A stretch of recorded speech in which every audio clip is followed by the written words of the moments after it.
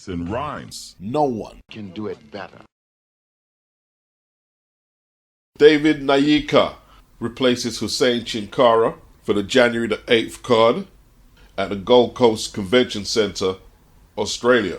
Now, the New Zealander is 6'6", 78-inch reach, is a big cruiserweight, 9 stoppages in 10 wins.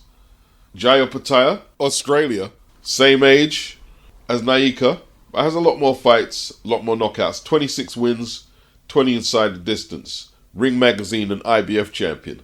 Looked very impressive against Jack Massey last time out on the Beterbiev Bivol undercard. You know, Jai versus Nyika with the Australian, New Zealand angle.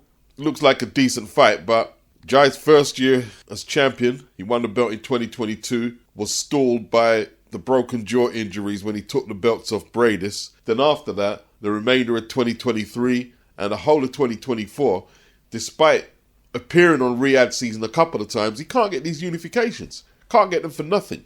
And I find that very, very frustrating, extremely. And it's not even me in the ring. You know, you get all these clowns talking about certain fighters. They're talking from the perspective of their agenda. You can't get fights because you can't sell. Or the main one, you're boring. Well, Jai ain't boring. Jai is not boring. Show me one fight of Jai Opetaia as a champion where he was boring.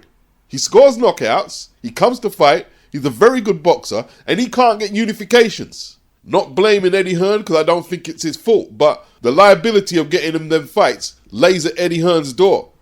And he's got to examine why it's not happening. And if he gets past this Nyika, it has to be a priority that unifications are on Jai's schedule for next year. I know you said you'd like to unify the titles. How long do you think you're going to keep fighting cruiserweight? A whole cruiserweight easy, you know, it's not a rush for me. You know, everyone wants to see me move up to heavyweight. I'll move up to heavyweight when I'm ready. When my team, we sit down and we decide to make the decision to move up, then we move up. We got a lot of boxes to tick as a cruiserweight first. It's all good that he can make cruiser, but we might not see Jai in a significant fight until he moves up to heavy. There'll be no shortage of good challenges at heavyweight, but cruiserweight, Things ain't coming fast enough. Boxing Beats and rhymes. no one can do it better. France have got some decent fighters, man. We saw Leonardo Maskaev defeating a good cruiserweight in Siobhan Clarke, despite what anyone wants to say. And it was a very good cruiserweight title fight. They've got some decent fighters. And Kevin Lele Sadjo from the Cameroon, based in France. Most of their fighters are transplanted. Like Maskaev, he's from the Dominican Republic, resides in France. But Kevin Lele Sadjo, 24 wins, 21 inside the distance. No draws, no reverses. I didn't realize he was 34 years of age. The IBF have ordered Kevin Lele Sadjo to face Christian Mbilli, who also is a French national. But he's based in Canada, and he's also born in Cameroon too, like Sadjo. He's 28-0, 23 inside the distance. The IBF have ordered them to square off in an eliminator for William Skull, the Cuban's IBF 168-pound title. It's a very good fight. No location, no date have been mentioned as yet. What I want to know, though, is what happened to MATCHROOM's super middleweight, Diego Pacheco. He was supposed to face Mbilli in this eliminator before Sadjo, but apparently Mbilli couldn't make the date for their proposed fight. Now Pacheco is fighting Steve Nelson. It's a tough test. Steve Nelson is in the Bomac Terence Crawford camp. Nelson might actually be managed by Bud Crawford. Why didn't they just wait for Mbilli to get himself together and fight Mbilli? Perhaps they don't want to wait around. They just want to fight on their own schedule. When the title fights come, eliminators come, they'll take them. Boxing Beats and rhymes. no one can do it better. Boxing, trying to keep up with the times and improve the efficiency of scoring. In 2023, when Oshaki Foster traveled to Mexico to fight Eduardo Hernandez, open scoring was utilized. Foster was told that he was behind on 2 scorecards after 10 rounds, and he did pull it back and secure the stoppage with 22 seconds to go in the final round. In the big heavyweight clash on Saturday between Alexander Usyk and Tyson Fury, they will be using AI-powered judging, artificial intelligence. Now, it will not impact on the actual scoring from the 3 judges, but they're going to experiment and monitor and see what or should I say how, a non-human scoring system compares to a human scoring system. They're saying AI could be an unbiased solution, and some may say that it could be also programmed to be biased as well. The first fight between USYK and Fury, May of this year, was a split decision. USYK becoming undisputed heavyweight champion. Tyson Fury still insists that he won the fight, and he's aiming to get his lick back this Saturday. Mauricio Sulaiman asked for a panel of 6 judges for the first USYK Fury fight in an attempt to have a more unanimous result, but the petition never came to fruition. And thankfully, it didn't come to fruition because they didn't experiment on a less consequential bout, for a better way of phrasing. They wanted to use it on the first undisputed heavyweight championship fight in some 25 years. Well, let's see what the AI-powered judge comes up with and how it came up with it. It'll be interesting to know a little more on how it works. I'm sure we'll find out more. Hopefully there's a conclusive winner, preferably stoppage or knockout, and we can put an end to that chapter. The lineal champion will move on. Undisputed champion, in my opinion, will move on. Boxing Beats and rhymes. No one. can do it better. Okay, let's deal with this comment here. It caught my eye. Mr. Delboy, blah, blah, blah, blah, blah. I like your content, but it can be a little irritating when you talk with such authority like you are in the negotiations and discussions, but that's life and not exclusive to you. Well, let me tell you what I find irritating. When people do the little passive-aggressive, I like your content, but blah, blah, blah is irritating. Don't lead with I like your content. Just say what you've got to say. Don't button me up to come cosh me over my head. Say what you've got to say. Another thing I find irritating is you not pointing out exactly where I did that in the video. If you point out where I spoke with such authority like I'm in negotiations and discussions, if you point it out, then maybe we can have a constructive debate and we can see if you're right or not. At least I'll have a chance to know exactly what you're talking about and address it. But this is very vague, and I find that irritating, that you're not specific with your criticism. It's all over the place. Just seemed like you wanted to have a pop. Boxing Beats and rhymes. No one. can do it better. We go back to the poll. 86% say Moses Atoma will beat Dempsey McKean on Saturday. Now, I believe it's a potential banana skin, and Dempsey McKean is taking this fight very seriously. Very seriously. He's sparring Jai Opetaia, southpaw, just like Moses Atoma, more experienced than Moses Atoma, a world champion. He's getting great sparring for the fight. McKean, taller, bigger than Moses, hasn't been bashed up too much. He's had a nice long rest since being stopped in the 12th by Filip Pogovic, and I don't believe he was on the canvas in that fight. He was stopped on his feet. Hasn't really took a beating. He's 34, but I wouldn't say an old 34. He's in good shape. This is a great opportunity to get back in the mix after that Hrgovic loss. And ask yourself this: when's the last time you've seen a British fighter who hasn't even had 15 fights, hasn't even fought for an English title, let alone British, let alone European or Commonwealth, have a rematch clause woven into his contract? Somebody's worried. Maybe not worried, but somebody's concerned. Somebody is concerned.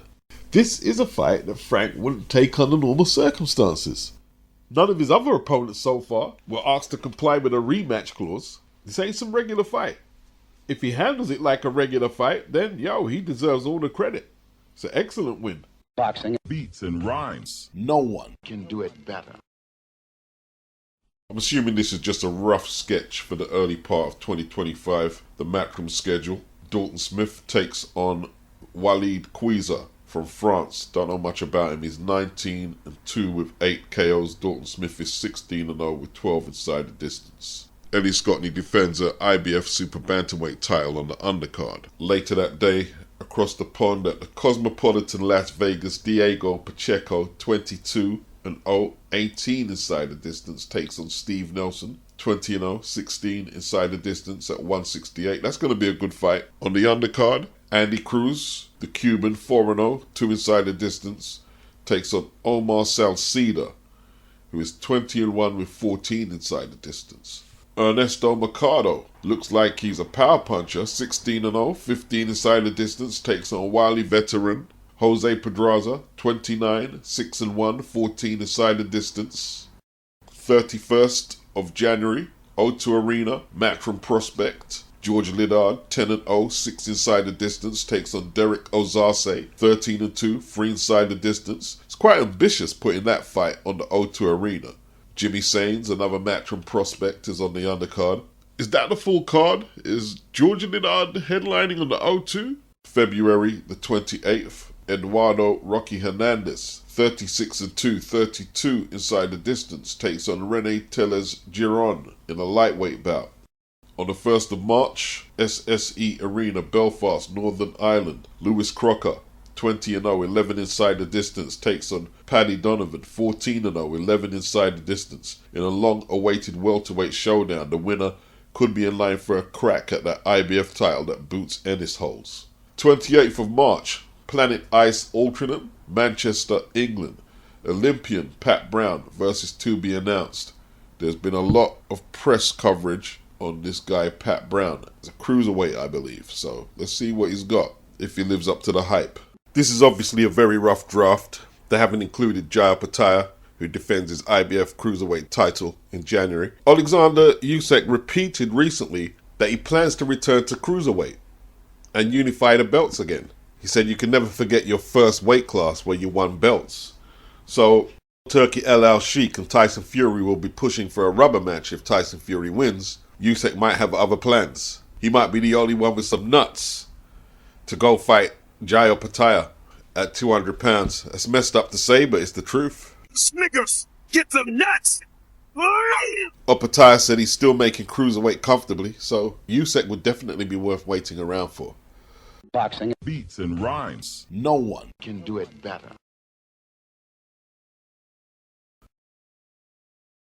Congratulations to Fabio Wardley and Ben Davison. There is audio footage, actual film footage of them practicing the setup to push Frazer Clarke's jab away with the lead and come back with a backhand. When Frazer's mouth started leaning to one side after the first and only knockdown of the fight. It's one of them images in boxing that we'll all share and remember. It was scary. We all thought he had a stroke. Cheekbone / jaw broken from an incredible right hand. The issue of fly gloves came back up, as they did in 2022 when Khan fought Kell Brook. Kell needed a last-minute glove change, but he still won in the 6th round. They also came up the other week when Richardson Hitchens fought Liam Paro. The Americans had never heard of fly gloves. They're a British manufacturer. They were concerned that the glove didn't have enough padding on the knuckle. Turki Al-Sheikh called up the top surgeon to give Frazer immediate surgery. Nobody was envisioning this first round finish, and it left Frazer's career in the balance. He will return to the ring in April. The plan is to bring him back in what they're calling a tune-up. Ben Shalom said the 33-year-old Clarke is apparently in great spirits. He returns to the gym on January the 10th. He asked Frazer, "Do you even feel anything?" He said no. Incredible recovery, both physically and mentally. But Ben conceded, we're not really going to know until we see him back in the ring. I tell you what, that return is going to be an anticipated date.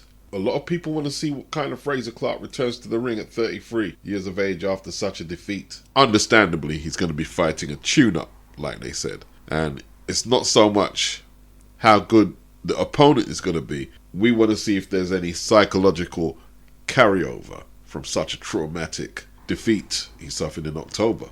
It says here, though, Fabio Wardley takes on Linier Perreault, which could be an interesting fight. Perreault is 11-0 with 8 inside the distance. He's a southpaw. He's Cuban, residing in Miami. He's a hands-high, aggressive counterpuncher type. Don't recognize none of the names on the record. I watched a few highlights. Doesn't look nothing spectacular, but could be an interesting test for Fabio. Boxing Beats and rhymes. No one can do it better. I've seen a lot of people saying Junto Nakatani can beat Naoya Inoue. All Japanese showdown. Many were anticipating a weight jump and Junto to move up to 122 where the fight could possibly happen. Now, I believe that Junto still has one of them bantamweight sanctioning belts. But whoever is representing Inoue said he's not going to fight Junto next year, 2025. It's not going to happen. Inoue is going to fight 3 times next year. A lot of people are assuming one of them will be MJ AKHMADALIEV, but that wasn't mentioned either. Maybe AKHMADALIEV and NAKATANI should get it on. Winner takes all. Inoue fight. Winner sets up that fight with Inoue. That's huge. Boxing Beats and rhymes. no one can do it better.